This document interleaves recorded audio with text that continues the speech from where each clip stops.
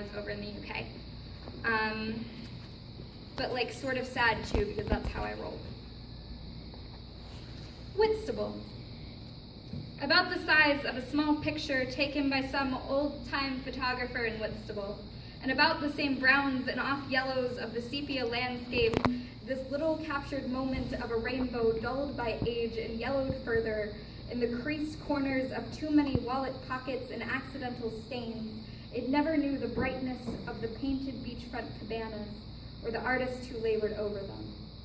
In the fuzzy bits of photograph, one can make out the green-gray of waves lapping at the rocky shoreline where sand ought to have been but had long since vanished beneath the swells. There was a bit of wood, rotting, sticking out bravely as if a barrier between the off-colored houses and the impending waves. In the faded brightness of pinks, purples, and pastel blues, the shoreline in an amalgamation of stripes and designs, one could witness the sloshing sunset tide bathing. One could become one with the harbor's bell and old Neptune, the pub on the precipice of the universe beneath pinkish clouds. One could hear the sound of seagulls not pictured, cawing and squawking at each other in the distance like little specks of bird, or perhaps I can only imagine it and it's really a bit of fiber from the film worn to the surface.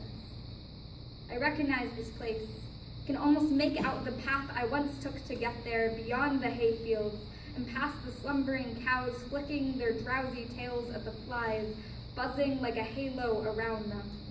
I can almost smell the rotting of fish in the harbor and remember the carved yellow fishermen standing, watching on the docks outside a butchery of fish. This snapshot of memory, the bit of tattered film creased along the edges beckons me back, confronts me with questions I try to ignore. Do you remember the way my sand felt beneath toes, or the breath of a deep-bellied laugh, the way your grandfather used to laugh? I remember the way you carried the memory of him with you on your back, the way you do with all things lost to time, the way you carry me too. When this photograph travels from my wallet to my granddaughter's and from hers to her nieces, I wonder if she too will visit this faded rainbow, this almost beautiful thing warped by years of being beloved. Perhaps she will ask her about the shoreline and what lies beyond the bent, creased edges. She will never know me, but we will both know this place, this Kentish town in the south of England where houses are constructed just so, and photographs of rainbowed cabanas are dimmed to the same browns and off-yellows as an old notebook, once cherished, collecting dust on the shelf.